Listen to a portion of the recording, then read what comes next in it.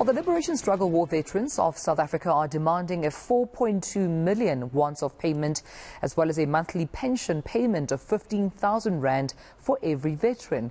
You will remember this is the group that held 2 ministers and a deputy minister hostage just last year.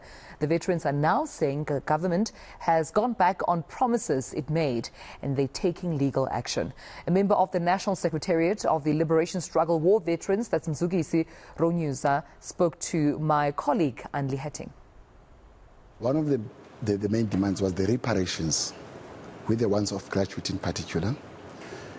And the second one was the issue of the prisons, the incarcerations of our comrades, and the situation where most of them can't be able to access the socio-economic layout of the country because of their background, the criminal records and everything. The issue of pensions also was part of the primary demands, right?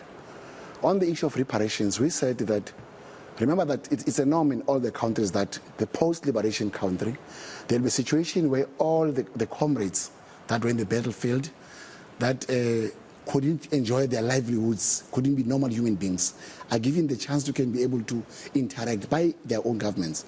I know that there's a point that says, from time to time, they keep saying, you have not been taken in through the UN resolutions and everything. But we are saying that the UN had a role to play during that period. Our own liberation movements had a role to play during that period. Compensations were given to a number of formations that were not part and parcel of the liberation movements during the time. So our call for 4.2 million emanates from that. And take, for example, if I wanted to be a doctor, for example, I could not be a doctor because of the struggle. Or I'll take, for example, an older man who's been in the liberation struggle for a number of years, couldn't be what he wanted to be. Then he ended up not achieving what he wanted to be for his family and for himself. So if you put that over a period of years, you'll find that this person was supposed to be somewhere and he could not be there because of the lack of the normal livelihood and the proper education and the proper exposure to the economic mainstream. How many people are we talking about? We are talking, currently the Liberation Struggle veteran is going to the court, right, for the reparations. We demanded the ones of gratuity, by the way. Yeah, there's the reparations as a package, but it has got its own areas, like as it happens in all the countries, basically. But we wanted the ones of gratuity of 0.2 million, which is informed, it's not only thumb-sucked, basically. Yeah, it's informed by a range of issues. We have 2,176 who are taking the government to court. 2,176. 176 people, okay. I want to talk about last year. Yes. The hostage situation, how that played out, yes. And more importantly, the discussions after that, where certain agreements were made that you're once again saying have been forgotten and have been reneged upon. What was agreed there? Okay. Basically, the agreement in the consensus document that was agreed on in 2020. When we went to discuss in October, there was an agreement to meet with the deputy president.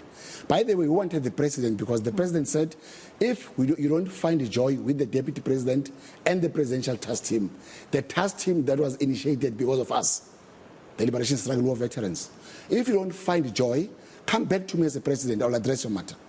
So we found that the deputy president was not giving us honest answers to a number of things, not honoring the meetings, turning us down on a number of occasions.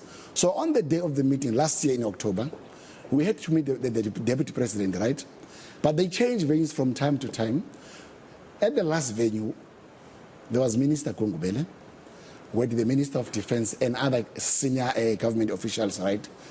On that meeting, we could not find an answer to whatever that we came there for. We found a lot of senior officials, senior government politicians who had all the answers, not to our questions, had all the answers, not to what we wanted there. And where we met, the deadlock is that we wanted the how part on that meeting. We wanted the clarity on why the consensus document is not honored, because if you sign an agreement with an organization, for example, Liberation Struggle Veterans, it signs an agreement with government, which is called the consensus document. There are agreed areas there, a number of them, can be 11 or 13 if I'm not mistaken.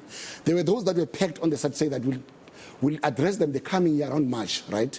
So now we had to implement those agreements. We could not, because the government had to turn back and not listen to us. The president, as a leader of the presidential task team, the deputy president, let us down during that time.